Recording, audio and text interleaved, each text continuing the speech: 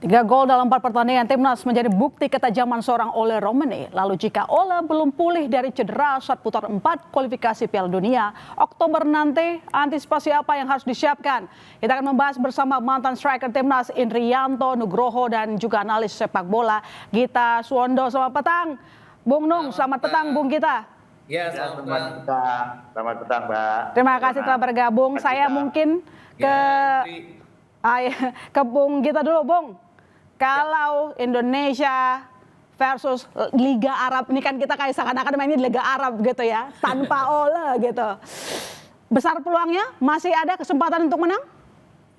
Dengan Ole pun sebenarnya kita tidak difavoritkan untuk bisa melangkah mudah. Kenapa? Meskipun kemarin di beberapa pertandingan Ole lah yang berkontribusi memenangkan Indonesia, Bung.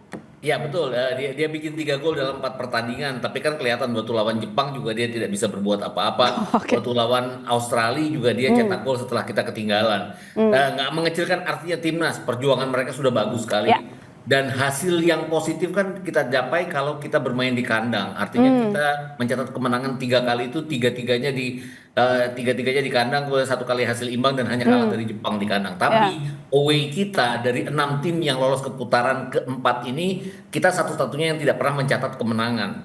Kita pernah menahan imbang Arab Saudi di Riyadh 1-1. Itu yang menurut saya adalah permainan terbaik timnas away sejauh ini. Kita bermain menyerang, kita melayani Arab Saudi di babak pertama walaupun tertekan di babak kedua, ada penyelamatan penalti Martin Paes, tapi intinya adalah kali ini kan kalau mau lolos setidaknya ke putaran kelima itu kita kan harus 1 kali menang, 1 kali imbang, tidak boleh kalah. Itu yang mungkin akan sulit karena kita juga rekornya belum pernah menang dalam waktu dekat melawan Arab Saudi. Kita hanya imbang melawan Arab Saudi. Dan kalau kita mendapatkan 2 kali hasil imbang tanpa gol, ya akan repot juga kita walaupun kita predikatnya adalah tidak terkalahkan di putaran keempat. Itu aja. Dan tanpa Ole memang akan ada banyak penggantinya, Ragnar salah satunya. Tapi kan mungkin tidak akan sehebat Ole. Saya juga nggak tahu seberapa lama cederanya dia, karena cederanya kan tulang punggung kaki. Itu kan buat striker itu senjata utamanya. Tanya Mas Indri deh.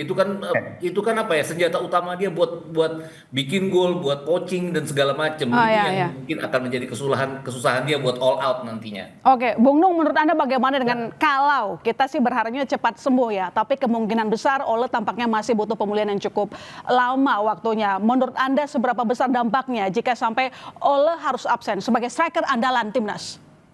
Pastinya berdampak besar juga ya. Tadi Bung kita sudah bicara bahwa Ole dalam 4 pertandingan bisa membuat 3 gol.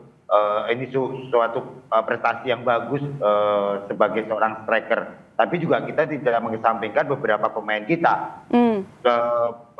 Striker kita juga sebenarnya mampu ya, seperti Ratnar Bangurada, terus ada Rafael Strijk juga pernah melakukan hal melawan Korea waktu itu dengan gol-golnya. Dan kita juga tidak sebenarnya ada beberapa pemain, opsi-opsi pemain lokal kita, Ogi Caraka, Sananta, terus Bagaskara, tapi mereka belum mendapatkan jam terbang. Jadi ya saya berharap Ole lebih cepat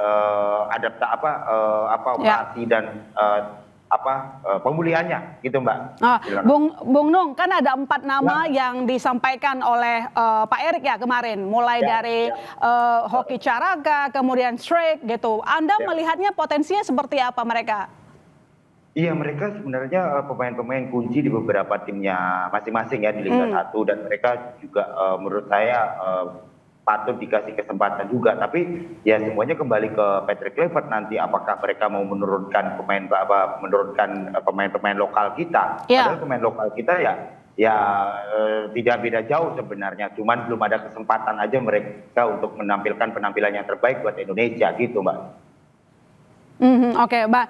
Bung Gita, dari nama-nama yang disampaikan oleh Pak Erik, salah satunya adalah yang bahkan tidak dipanggil oleh Kluivert saat bertanding, Hoki Caraka. Tapi kemudian dia disampaikan bisa menjadi peluang striker pengganti dari Ole. Menurut Anda kira-kira sudah tepat nama-nama yang disampaikan oleh Erik, atau Anda punya nama lain yang bisa membawa kemenangan untuk timnas?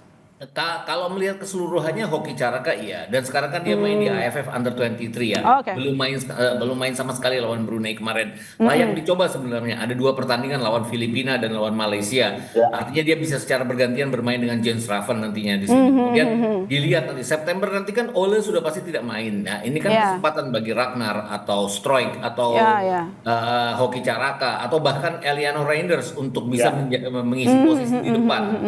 Reinders kan juga pernah berperan sebagai seorang striker pada saat kita mengalahkan Bahrain ya. Ya. Ada satu peluang yang dia buang dari passing yang dilakukan oleh Ricky Kabuaya saat itu. Jadi untuk penempatan posisi dia oke. Penyelesaian mungkin tidak sebaik Ole lakukan dalam beberapa pertandingan terakhir. Ragnar, kalau saya nggak tahu, saya nggak dengar kabar terakhir dari Ragnar. Dia kan absen bulan Juni karena terkena virus ya. Nah virusnya apa yang kita belum tahu. Kalau dia sehat rasa-rasanya akan dia yang akan di depan karena ini peluang dia juga membuktikan bahwa dia bisa cetak gol dari sayap kiri maupun dari tengah sama baiknya.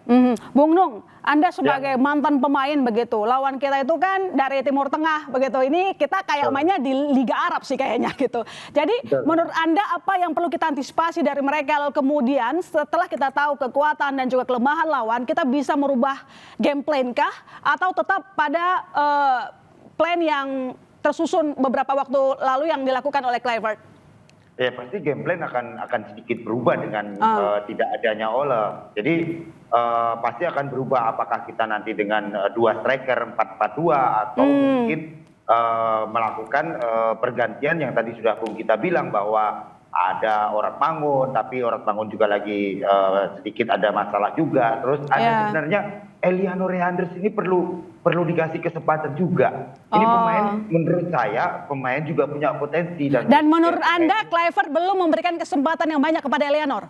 Betul, itu yang harus dikasih kesempatan kepada Eliano. Sebenarnya pemain ini menurut saya juga punya kualitas. Di samping yang tadi dibilang ada Hoki Caraka juga gitu. Jadi ya mungkin tinggal nanti lawan Libanon terus lawan di uji coba, mereka bisa dicoba nanti sebelum ada pertandingan resmi nantinya dan kita menunggu pemulihan dari Ole sendiri, Mbak Yon.